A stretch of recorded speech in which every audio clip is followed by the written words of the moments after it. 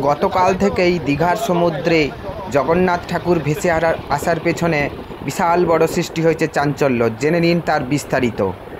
যে ঠাকুর গতকাল থেকে জগন্নাথ যে ভেসে এসেছে, বিভিন্ন রকম কাহিনী প্রচার মিডিয়া, সোশ্যাল মিডিয়া যেটা ভাইরাল অলরেডি হয়েছে, সেই ঠাকুরের আসল রহস্য বা ঘটনাটা কি? ওই ঠাকুর এসেছিল, বাচ্চারা নিয়ে এসে বসিয়ে দিয়েছিল। ও আমাদের মন্দিরে এসেছিলেন, আমরা পুজো করতাম, বামুন ঠাকুর দিয়েই পুজো করতাম। যখন কত বছর ধরে পুজো করে আসছেন? অনেক দিন। এখন আমরা যে মানে মনে একটা খুঁত লাগলো যে ঠাকুরটা ফেটে গেল কি করে মা প্রভু। ওতে আমি কি করলাম, একটু আচার্য কাছে বুঝতে গেলাম। বুঝতে গিয়ে বললো যে দুর্গা মন্দিরের পাশে জগন্নাথ থাকবে না, যেহেতু দুর্গা মা আছে ওখানে জগন্নাথ মহাপ্রভু থাকবে না।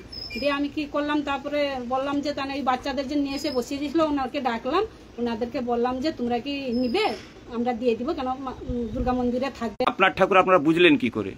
আমরা তো ভেসে দিয়ে আসার পরে পরে সন্ধ্যার সময় যখন মোবাইল খুলে দেখলাম, ওই মানে সেই ঠাকুরের নিয়ে সব সময় মানে চর্চা হচ্ছে। মোবাইলে যখন দেখলাম টেলিকাস্ট হচ্ছে, চর্চা হচ্ছে, ওই জন্য আমরা তো ভাবলাম যে আমরা তো বিকালে 2টোর সময় ভেসে দিয়েছি, সন্ধ্যার সময় তাহলে ঠাকুরটা কোথায় আসবে, এই আমাদের ঠাকুর নিয়ে ইয়ে হচ্ছে। যেহেতু খুদ আছে ঠাকুরটা, তারও হাতও ভেঙে গেছে, তার মাথাও খুদ আছে, ওই জন্য বুঝলাম যে আমাদের ঠাকুর। আচ্ছা, এই ঠাকুরটাকে নিয়ে অবনী বাবু আবার নতুন করে নিয়ে আসবে, যখন জাগানো হবে তিনি আবার তখন করে নিয়ে আসবেন। আপনারা মূলত এই খুঁত থাকার জন্য ফেরতটা সমুদ্রে ভাসিয়ে দিয়েছেন? খুঁত থাকার জন্য আমি ভেসে দিয়ে এসেছি। আচ্ছা, এই যে মনে করুন আগে একটা পুরী, এখানে তো পুরী মন্দির আপনার বাড়ির সামনে প্রায় 5 মিনিটের মধ্যে পুরী উদ্বোধন হচ্ছে, আপনি তো নিজের ঠাকুরটাকে রেখে পুজো করতে পারেন।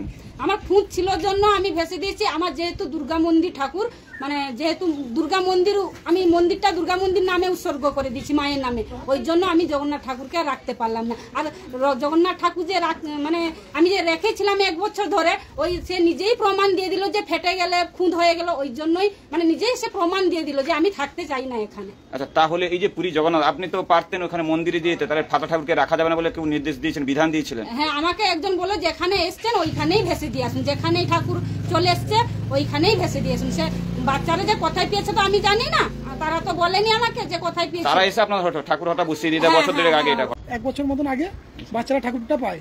তো তাদেরকে আমি বলেছিলাম যে ঠাকুরটা তোরা নিয়ে রাখতে পারবি না, কারণ একে পুজো করার জন্য লাগবে, তাদের ঘরে একটা মন্দির আছে, ওই মন্দিরে দিয়ে দেয়। ওরা রীতিমতো এসে এদের ঘরে মন্দিরে দিয়ে যায়। তারপরে এনারা রেখেছিলেন 1 বছর ধরে, পুজোও করেছেন, যথারীতি রাখা যাবে না।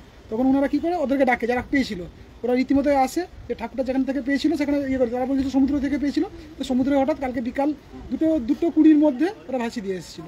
আচ্ছা, তারপরে পরবর্তীকালে পরবর্তীকালে আমি যখন সন্ধ্যাবেলা মোবাইলটা খুলি, তখন আমরা ঠাকুর, যেহেতু আমাদের বাড়ির পাশে ঠাকুর তো আমরা চিনি, তখনই আমি ওনাদেরকে ভিডিওটা শেয়ার করেছি। তোমাদের ঠাকুর এটা? ওনারা বলেন হ্যাঁ আমাদের ঠাকুর। সে তারপরে